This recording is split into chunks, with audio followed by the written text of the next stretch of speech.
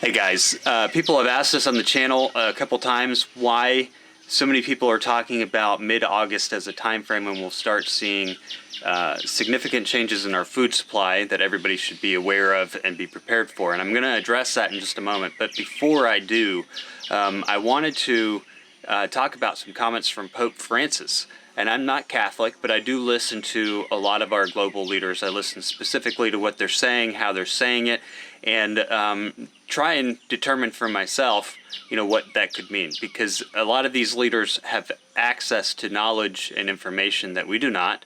They have conversations with other leaders that we cannot have. And so when they make comments, and I feel like it's stuff that we should try and read into and understand. And if you look at some of the actions of past presidents of the United States, it should be alarming to you. On the war with Ukraine, he made the comment where he was talking about, he was defending some comments that he had made about how we shouldn't be looking at this war from the simplistic standpoint of good versus evil. And I agree with him on that. Yes, we don't support what Russia is doing. Nobody does. And the Russian military has been very brutal in their actions. But it's a lot more complicated than just good versus evil. And I think everything that happens globally is a lot more complicated than that. And he made the comment that Russia was provoked. And what he meant by that was that Russia has a certain way of thinking as an imperial country, and NATO's actions were, in fact, provoking the situation that has led to where we are now. Speaking about the war in Ukraine, the Pope said there are no abstract metaphysical good guys and bad guys. Rather, he noted the global reality of geopolitics is extremely complex and intertwined. He recalled meeting a head of state, whose nationality he did not mention, before Russia invaded Ukraine, saying the leader was very wise. That head of state, said Pope Francis, expressed concern over NATO's movements, saying the military alliance was, quote, barking at Russia's gates, adding that the situation could lead to war. The Pope told La Civita Cattolica that Russia has employed mercenaries who have carried out brutal and ferocious acts. The danger, he said, is that we focus only on this monstrous aspect and miss the whole drama unfolding behind the scenes and the sharp uptick in weapon sales. Pope Francis denied that he is pro-Putin, saying he is merely warning against simplifying a complex situation. The Pope also praised the bravery of the people of Ukraine in fighting to defend their country and lauded their generosity. I don't believe that anybody supports Russia's actions, and I don't think that Russia's actions were good, and I think that there's some brutal things that have been going on there. But I definitely believe that the pushing of simplistic thinking on this subject matter is covering up a much larger issue that is unfolding, and that's where the Pope's comments really kind of hit home to me. He said something global is emerging, and the elements are very much entwined. I couldn't agree with that more. In fact, back in it was either 2018 or 2019, it was early on when I started talking about the unfolding global food crisis and my reasonings in thinking that way. And one of the things I talked about in a video was cold wars and hot wars. A lot of people, focus on energy as the heart of conflict across the world, because since the 1970s, energy has kind of been it. But now that we're going into a minimum period, we're starting to see situations where people are weaponizing food, where there are food shortages, where people are actually strategically setting themselves up for global assets that have very rich food supplies. This isn't something that governments don't pay attention to. This is something that they're strategizing for on a daily basis. And I think that this gets into a little bit about things that have happened in recent weeks with what's happening in Russia and control over the grain trade. But in my video about cold wars and hot wars, I explained how we were essentially involved already in a lot of cold wars around the world. So hot wars have already begun. Countries have already begun strategizing. They're already trying to take over growing zones. They're already trying to take over rich natural food sources. They're trying to expand their territories. And I felt that as this issue of food shortages heated up, Russia's ultimate move would be to invade Ukraine. Now, in a lot of my past videos, I've talked a bit about Russia and, you know, the historical relevance of the Great Grain Robbery, which is just, you know, a good example of how food can be weaponized. And again, you know, whether or not the Great Grain Robbery was a situation where Russia was weaponizing that or just trying to protect their people and make sure that they had plenty of food. You know, that's how a lot of these hot wars are, though. They're not necessarily meant to be malicious. Like Iran is a malicious example. The Great Grain Robbery with Russia is a very non-malicious example. When it comes to hot wars, you can find a lot of lessons from Russia. Now, after World War II, you had a lot of you had a Soviet Union, which was huge and encompassed a lot of smaller countries, but they were, you know, formed in a single big union, and they had a large amount of agricultural trade between them. It was almost a self-sustaining institution if you think about how they had this thing set up. And what's interesting is that in the 90s, the Soviet Union collapsed, and very rich agricultural countries like Georgia became insufficient on their own without those trade agreements. Without the Soviet Union, Georgia started having a very hard time with supplies. It doesn't surprise you that in order to get back some of the agricultural goods and services that Russia had during the Soviet Union, they needed to start taking back some of those countries. And this is where, you know, some of the hot wars could seem to be a little more malicious. Russia went in and retook Georgia, I think it was in 2006 or 8, and it was a very quick takeover. They just kind of went in there and more or less commandeered the country. In doing so, they basically gave themselves back a very, very large, important agricultural diversity that they were missing when they lost Georgia as part of the Soviet Union. Yeah, fast forward a few more years, you have 2010 rolling around. Now, 2010 was also a relatively significant period of time because that is when Putin upset the wheat market by not selling any of their wheat.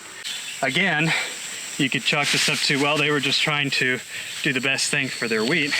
But I think during that time, that was a test run to see how much they could offset or upset the global markets by withholding wheat.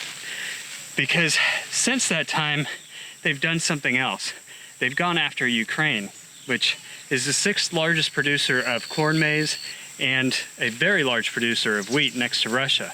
If you controlled the wheat of Russia and Ukraine, you could definitely cause a market crash by holding back grains. Back in that video, I had the impersonal opinion that if our global food supply began to tighten, and I think the same goes with all commodities. I've talked a lot about oil and energy commodities over the past several years as well. But I felt like as the global food supplies tightened, Russia would make a move ultimately to take back Ukraine and try and reposition itself as it had during the era of the Soviet Union as far as its control over agricultural supplies.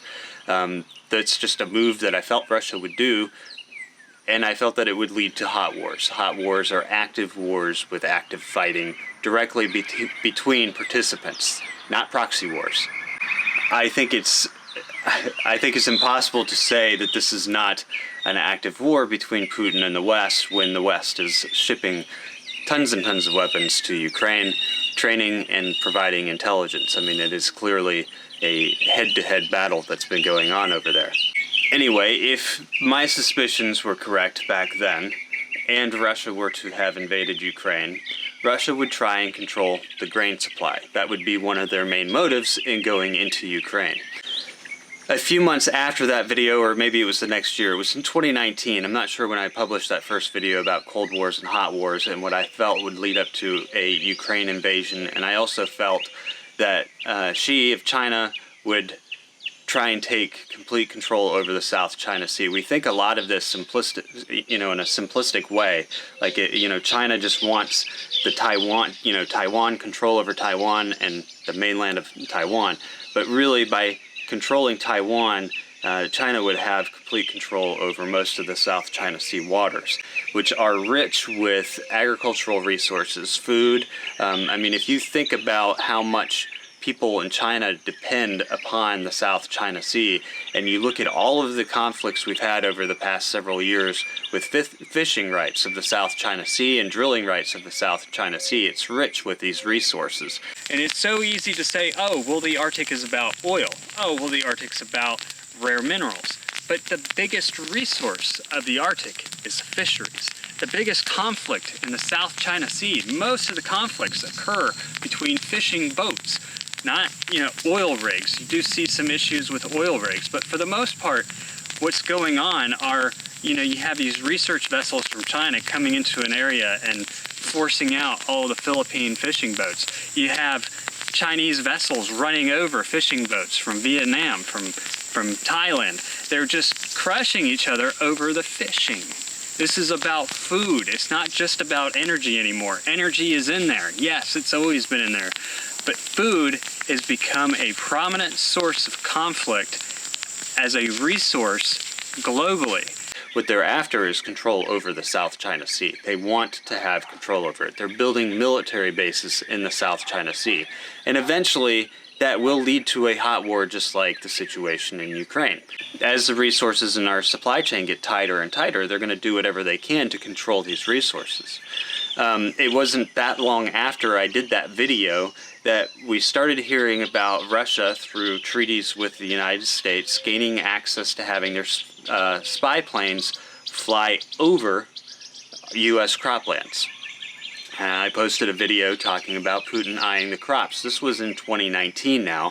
And in 2019, as we know, we had a lot of planting issues. There were a lot of things going on with our climate and our ability to produce food. Now, when I talk about climate change, I don't look at climate change as a simplistic thing of CO2 causing global warming. I look at climate change as a much more complicated situation than that. There are a lot of components that feed into climate change, and we really don't have much control over it, although we can look throughout history and know when these changes are coming. And anytime we have changes in our climate, it impacts our ability to grow crops.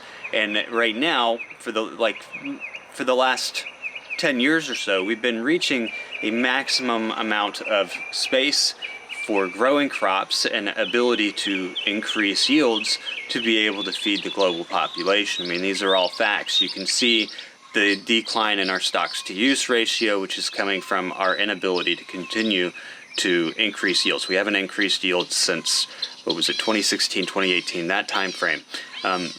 Realistically, we have been maxed out. So if you have any major disruptions, it starts to cut back on stockpiles. We've seen this trend for quite some time. We're several years into this trend.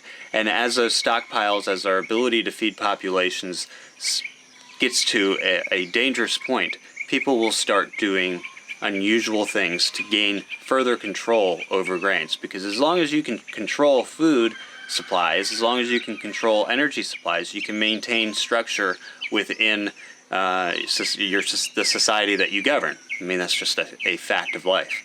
It wasn't too long after that we started seeing Russia putting caps on exports of things like wheat.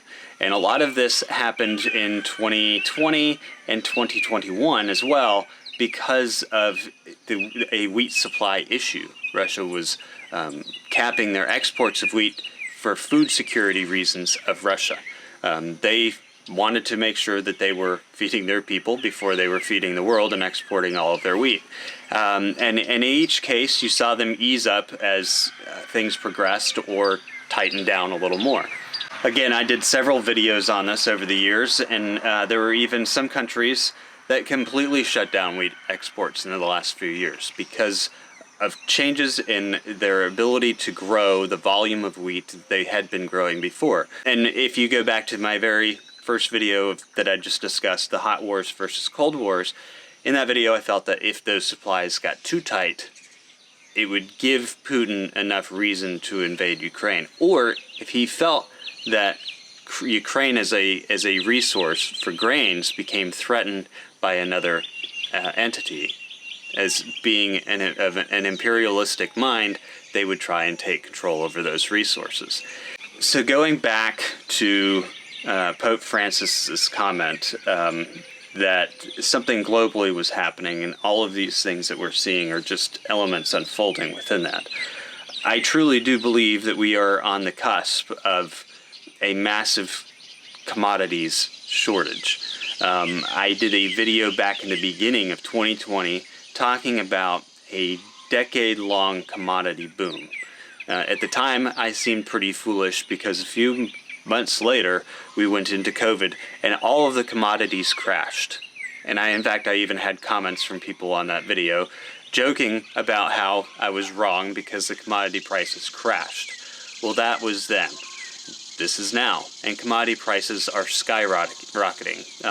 In reality, COVID, in a strange way, offset something that was already taking place for a very short period of time. It didn't give us a whole lot of answers. It definitely helped gain control. There was a little bit of a tangent there that I'm deciding I'm going to edit out, so you can think of what you want to about it. But the basic situation that we've been running into, and the UN has talked about this, global leaders have been talking about this, they all blame it on, one particular thing, and they present technological solutions that they can benefit from in order to solve it. But I don't think that things like our changes in our climate are that simple, and I don't think that the war in Ukraine is that simple. We are given a simple dialogue of what we are to think, and we often stick to that. And then those of us who oppose that dialogue often take a simple opposition to it. It's amazing to me how simplistic people think. I recently had the opportunity to sit down with a world-renowned scientist and listen to what he was talking about. And he was very frustrated because one of the things that he's trying to teach his students is complex systems thinking through each and every individual aspect of cause and effect to see things holistically. And what was frustrating him is that his students, even his students, the people he's been trying to teach for years and years and years, keep wanting to see a scientific method or systematic method to what he's doing that they could then go and implement in practice, when what he's actually teaching them is to think complex, to think about your environment, think about your surroundings, think about every little thing and how it interacts with each other. There's no systematic process to that because everything is different. Everywhere you go is different. All the people are different. And so when you look at all of these situations, when you look at what's happening in Ukraine, when you look at what's happening in our food supply, when you look at what is happening politically, all of this is a lot more complex than just man-made global warming will create more solar panels or X, Y, and Z. There's a deep complexity to it all.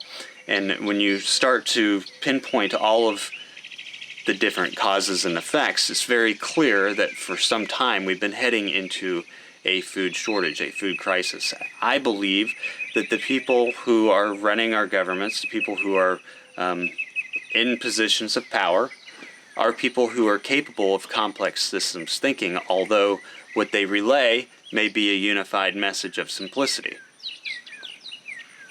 Right now, the simple message to the rest of the world is that the war in Ukraine is causing this problem. I think that this problem has caused the war in Ukraine.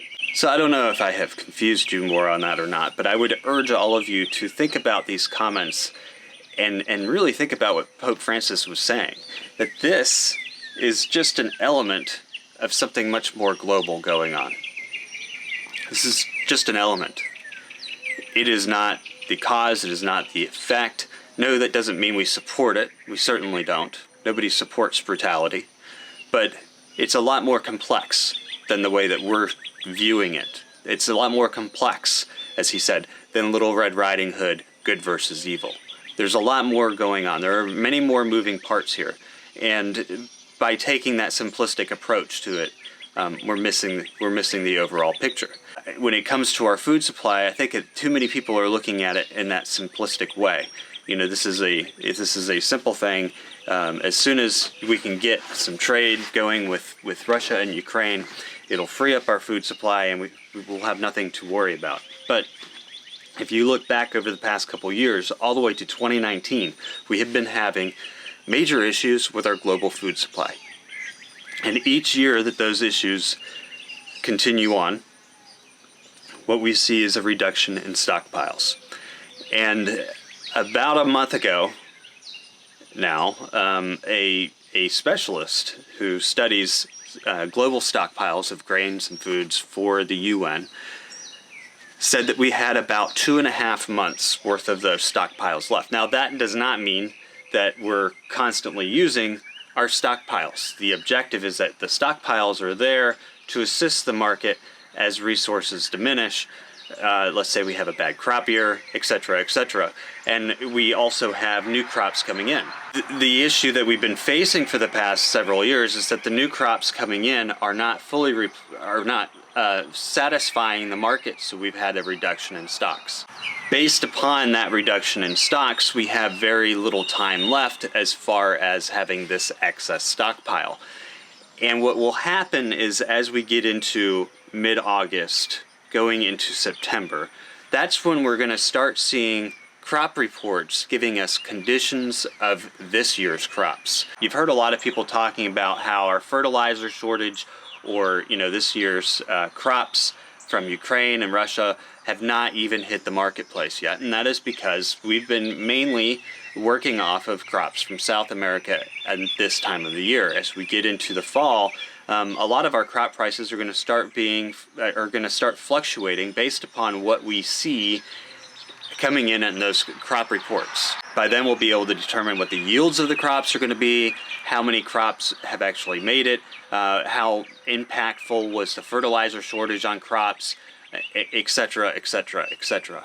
And when that happens, it's going to reflect in the commodities market. And so you'll start seeing the prices of corn go up. I remember when I said that corn was going to $8, people thought I was nuts. You'll start seeing the prices of grains go up. Anything that we start seeing reflective from those crop reports will start going up. The other thing that's going to happen is that global governments increasing their stockpiles will begin competing for that food supply. These governments, like let's say China, who has been buying up a lot of the global grains over the past couple years as this crisis unfolds, actually do compete with the consumers at a certain level, because as they're buying up large quantities of what's available, it reduces the amount of quantities available to companies that then make processed foods and filler foods that much of Americans and people around the world actually depend on. You see, a lot of people don't have their own food resource, and so they go to the store and they buy food, and as prices go up, they really become dependent on those filler foods. So then you have an increase of demand there as well on the consumer side. So when you hear about all of these issues with food supplies and food production this year, most of that has not hit the marketplace yet. Most of that will hit the marketplace as we get into August, September. And it's still not even the actual products hitting the marketplace. That's just when you're going to start seeing massive price fluctuations. And those reports will give countries and other leaders around the world more insight into what the food situation is and how they should plan. And that's when you'll start seeing remaining stockpiles moving around, being bought up, and trying to be controlled. I mean, it happens every year. We just don't think about it because it hasn't been an issue. But now that stockpiles have gotten tight enough that it's starting to affect what's available on shelves, etc., we're starting to think about it more. So that is kind of the events that start to unfold in mid-August. Those are economic events that unfold in mid-August and into the fall. And then and that kind of predetermines what happens with a lot of the new crops that are coming to market as they're harvested in late fall into next year. But again, all of this comes down to, if you look at recent history, a trend over the course of years of declining yields or stagnant yields and declining stockpiles from those stagnant yields. This is a problem that has been being talked about by global elites for quite some time. A lot of people haven't even been paying attention. When President Obama was in office, he put an executive order out for DARPA to develop 3D printed food, not because of climate change, not to solve the climate change problem, but to solve a problem of feeding the people when there isn't enough food. You may have heard a lot of people talking about this in 2021 when DARPA put out a bid to find basically a chef to make that 3D printed food out of waste palatable to people to eat. And a lot of people think that DARPA is doing this for military reasons, but the original reason was to not just feed the military, but the American people.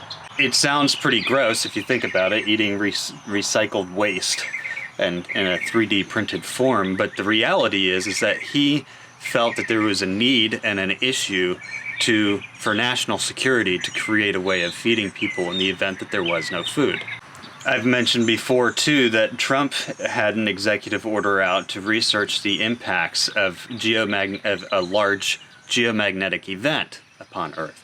A lot of these things, if you look at all of these decisions that these leaders are making to try and solve potential issues in the future, they're not putting these out there because it could happen someday. They're putting them out there because they recognize that this is a future problem that we will be facing, and they're trying to solve it in their own way. Some people try and solve it in a way that would say, okay, I want to maintain control, and so therefore I need to be able to supply. Some people want to know what the impacts would be so that they know how to respond. The UN has had a special council on how to solve a growing food supply shortage, a growing food supply problem. So all of this stuff is stuff that these global leaders have been working on for quite some time, and yet when you go out in public and you tell the average person that we're facing a food crisis, many of them, even today, think that you're nuts for saying so. They think that all of this is dwindled down to one or two events that have occurred in the past year or two, and that once we get past those events, the situation will be solved. I don't think Russia's invasion of Ukraine, just like I did several years ago, had anything to do with the cause of the global food shortage. I think it was more or less a part of the effect of a global food shortage. I think that this need to try and control supplies as supplies tighten is becoming very real. And just like I said in that video several years ago, it would eventually roll over into hot wars over the South China Sea, hot wars over the Arctic, hot wars over grain controlling countries like Ukraine. By controlling Ukraine, Russia actually does control the global grain supply. The point is that these global leaders have access to research that leads them to believe in a certain trajectory. And although we are given simple narratives like man-made global warming, here's the solution, invest in this, we need to make these policies to control this, it's actually much more complicated than that, much more complex than that.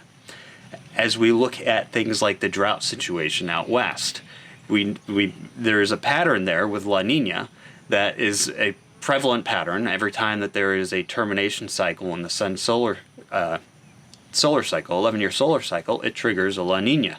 And most of the time, those La Ninas end up being back-to-back. We know that La Nina creates certain changes in our environment, including Western droughts. Depending on the severity of it, it could be a very bad drought, like we've been experiencing. We also know that there are further patterns within our climate cycles, ones that go a little deeper, that could make those events worse than events we've seen in the past. Well, not necessarily the past, because if you dig back far enough, you'll find these events have occurred again and again and again. In fact, were entire ancient civilizations in the western part of the United States that have been wiped out from droughts. Droughts that started very similar to the one that's starting there now. If some of these long-term cycles go back into play, which they always do, I mean, they're cycles, they happen naturally, then those impacts can become very severe, especially in a global supply chain that was reaching really its maximum potential. Knowing that global leaders around the world have been working for years now, a couple decades, on solving a coming food crisis, knowing that agendas have been put in place, agendas and plans across the board for a time frame of approximately 2030. Knowing that these timelines have been put out there, knowing that these global institutions have been working on their own solutions for it for decades now, one would think that they would start to pay attention, especially with the food shortages we're seeing today, start connecting the dots and say, I need to be better prepared. I need to make sure that I have resources to provide for myself and my family. Because what will happen if you don't? What will happen is that these global institutions, some of which we don't have any voting power in, some of which we don't have any control over, will start implementing their answers. And because we are unprepared, because we haven't made those preparations ourselves, we will have no other choice but to rely upon those answers and those solutions, whether we agree with them or not. And I think that is a good reason for why simplistic answers are always put out there. And the narrative is always this simplistic cause and effect, is because we're being trained to think simply. We're being trained to not provide for ourselves. So that when these events unfold, controlling them becomes much easier. Controlling them because you control the resources, because everybody else was unprepared. Nobody has anything else to rely on but you. Now, is that deliberate? I mean, I would think if they're smart enough to see this stuff coming from the first place, and they're smart enough to put out a simple dialogue and keep people distracted, I would say possibly so, if you think that that is the case. But then I also look at certain global leaders, and I think they have no clue of what's going on, and they have no clue of how to respond, and they drag their country down. No names mentioned. When you hear these timelines, when you hear these things happening, and you hear about the efforts being put behind them by some of what should be the most educated, or the minds of people who have had access to this information, and you really think about what Pope Francis was saying, something globally is happening, and these events are just elements of that, then maybe you'll wake up, and when you wake up, you'll realize, hey, I need to make steps for myself. I need to make steps for my family. I need to start implementing connections within a community, because I don't want to be subjected to somebody else when this all comes tumbling down. And that's exactly what's happening. We're seeing it come tumbling down now. When you look at the economic side of things, when you look at the markets, the financial institutions, when you look at the amount of effort that has been put into recreating the economy, they're not doing it because they think the old economy is strong and going to last. They're doing it because they see everything fracturing. The food supply, we've seen fracturing for a couple decades. They've seen fracturing for a couple decades. They've been making plans. They've been trying to figure out how to create resolutions to solve it or control it. More or less, is all that a government can do. It's all that a global institution can do, is try and figure out a way to control it. What you need to do is separate yourself enough to have resources so that you maintain the right to choose. When we get into food, when we get into nutrition, when we get into that level of supply, that is an inherent right that we're given the day we are born as people, as animals. And the day you lose that right to choose, you lose the right of agency over your own body. When you put that into hands of another decision maker, you lose agency over your own body. You already have in many ways. When you go to the grocery store, 80 to 90% of the groceries that you purchase in the grocery store are created by 6 global corporations. They're sold under different brands. They have different marketing employees behind them, but your food resources are already coming from 6 global entities, 6 or 7. Your right to choose what you consume and put in your body, your right to understand what those chemicals are or where it's coming from, has already been removed in many situations, in many cases, which is why we work so hard at getting people to support local sustainable food systems, their local farmers, to go out and start buying from those farmers. Because as these things unfold, as the economy starts to crumble around it, the strength of those individuals, those local farmers, are the strengths of our local communities, of our ability to self-sustain. And so, and the same thing goes with your own ability to grow food. If every American just took a small portion of their lawn space and turned it into the ability to grow vegetables and crops for themselves, imagine what stresses that would take off of the food supply chain. Every single one of you, whether you're in an apartment or you're in a small plot of land on a house, have the ability to contribute in some sort of way to your food supply. And in doing so, you are helping others. It's not a selfish thing to grow your own food. I think that when more people choose to be more self-sustainable, the impact has a widespreading effect.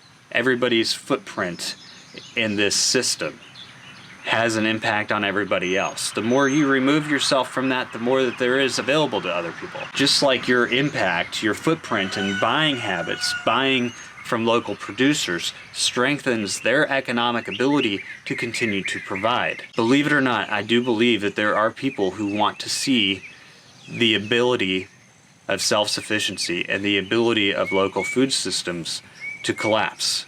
And they want to see that happen because in the event that that happens, we have no other choice but to rely. And the more people that you have relying on certain resources, the more control those resources have. That's just a reality of the situation. So when we hear people talking about they don't want people farming, they don't want people doing this, that, the other thing, while it's not everybody, there are certain powers that be that do view things that way. And as things get more and more desperate over time, they will try and flex their influence more. They will try and have more and more control. And the only way to do so would be to reduce the amount of people that do not have to rely on them.